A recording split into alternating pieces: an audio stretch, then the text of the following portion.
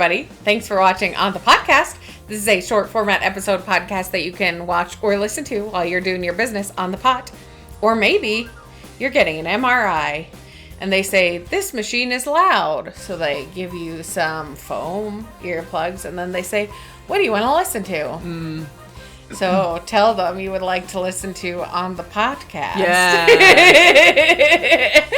And learn a little bit why you try and breathe and not panic as you're sliding into the tube. Back in the day when they first discovered my scoliosis, listeners, watchers, I suffer daily. I'm a survivor. I was like 12 years old and they put me in an MRI machine. Oof. And like, first of all, it's a full body thing, but secondly, the technology was so much slower. So they had me bring a movie to watch. And they put these like goggles on your face that were like, that had some sort of tube that went to whatever. Yeah. And then like big old headphones so that I could watch a movie while the whole body got scanned. Thing was happening. Mystery Men. Yeah. Great movie. But it's nice that they've done that forever. Like, it's going to be a while. Here's some entertainment. So choose to listen to us and spread the good word on the podcast. We got a lot of content. No matter how long this MRI takes, we've got you covered. I'm Katie. And I'm Liz.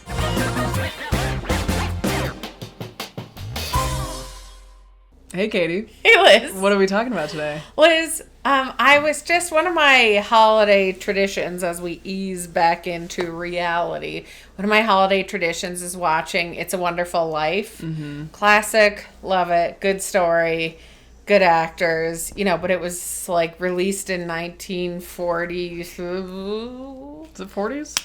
I think it's old. So. It's an old movie. Anyway, I always watch movies like that, and not specifically It's a Wonderful Life, but movies of that generation. And I hear these actors, and you probably know this because you went to film school. I did. Yep. I hear these actors speaking so differently, and I'm like, did people just Well, hey, talk? what's that with your wings that you're going to get after the bell rings? Did people just talk differently? Or turns out it is a very specific accent called the Mid-Atlantic accent, or the Transatlantic accent, that they were taught.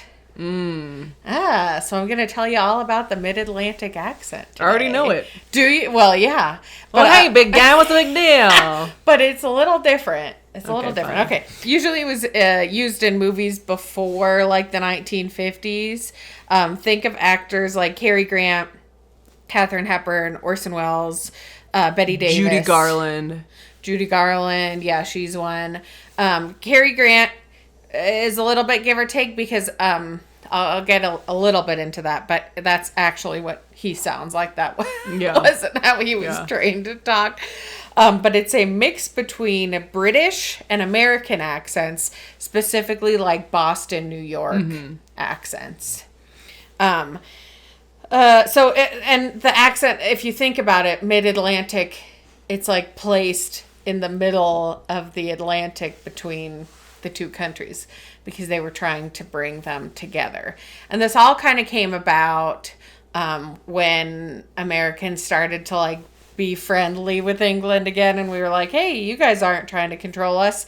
We think you're pretty cool. We want to sound like you because you're worldly. Well, hey. So the financial and cultural elites kind of started constructing this accent, and then they would like teach it in private schools. So a few of the private schools that it was taught in was Miss Porter's school in Connecticut, where Jackie O went to school, and the Groton School in Massachusetts, which FDR went to. And FDR is another huge example of the Mid-Atlantic accent. Yeah. You look like you were going to tell me something. No, I was running through both, not Jackie, but I mean, JFK was from Boston. Yeah. And both his voice and FDR kind of sound Similar, yeah. So the accent was meant to sound aristocratic, proper, and not regionally specific, although it ended up sounding very regionally specific to the whole thing. A woman, Edith Skinner, who was an elocutionist. An elocutionist is somebody that teaches people how to speak properly. I had to look that up today. Proper lack. Yep. She wrote a book called Speak with Distinction, and she called the Mid-Atlantic accent good speech. So she was saying that other dialects, accents were bad speech. Did you ever watch Family Guy? A little bit. It's, what is it? I think Stewie ends up trying to teach some British baby. Oh, that little girl. How to speak, and it's the life of the knife is ended by the wife. And it's actually supposed to be the life of the knife is ended by the wife. The life of the wife is ended by the knife. Yeah. Yeah. And then she like elocutionist. Elocutionist. Yeah. So you knew what it meant. Yeah. Thanks, Family Guy. So after she wrote this book in the 1930s, she became like a big Hollywood advisor for when talkie films were starting to kind of come into the scene. So she would teach actors how to talk. And I can't remember this woman's name, but there was like one actress that was the star in all of the talkie films, the star in all the silent films. But then when the talkies came forward, she had like a really harsh Brooklyn accent. Yeah. And that may or may not have led to her downfall. Yeah, a lot of silent actors couldn't translate over into the talkies. Well, and part of it too is that like when it comes to film, you're not recording sound directly onto film, you're recording sound separately. Yeah. And I mean, we're doing that right now, but it's different because video can pick up sound. But with it being such new technology, like they kind of all had to speak a certain way in order for it to work correctly with recording devices and film and everything else. Yeah.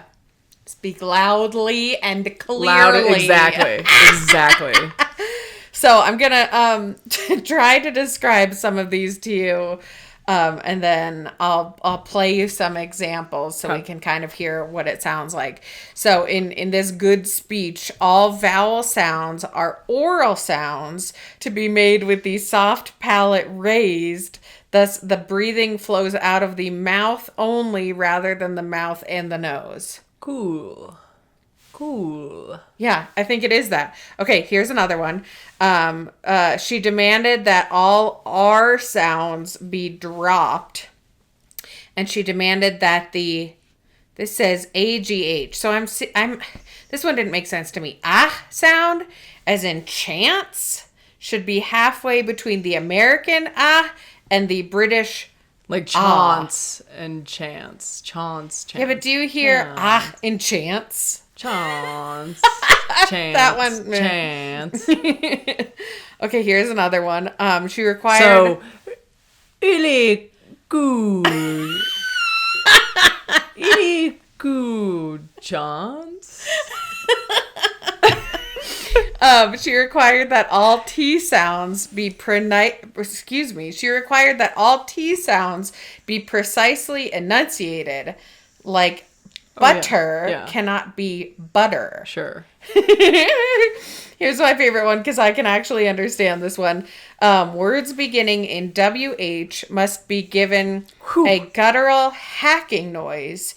So what do you mean? Yeah. What should be what?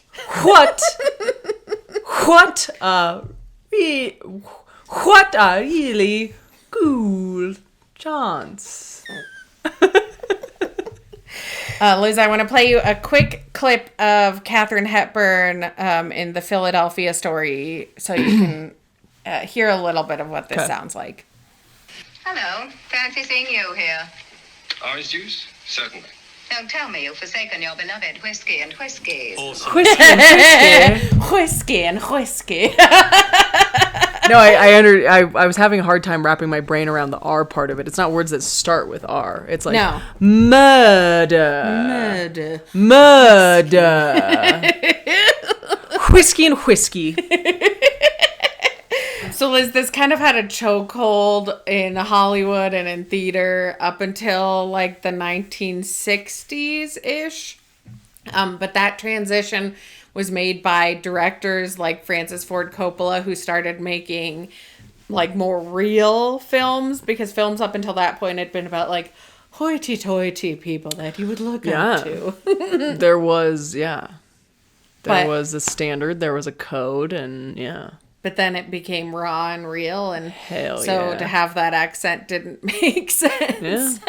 And this article that I was reading, it was so funny. It gave the example of like, you wouldn't want to hear somebody with the Mid-Atlantic talking about like the Vietnam War.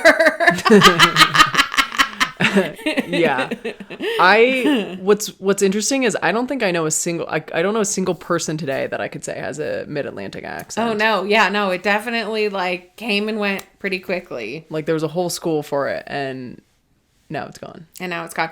There was a little tidbit, and I can't remember what university it was, but somebody in the article that I was reading mentioned that one of the big, like, theater schools, big, nice theater schools, was still teaching it, like, a few years ago. It Yeah. wasn't recent. I could see that. But- Theater's interesting. Theater's a different jam, a different vibe.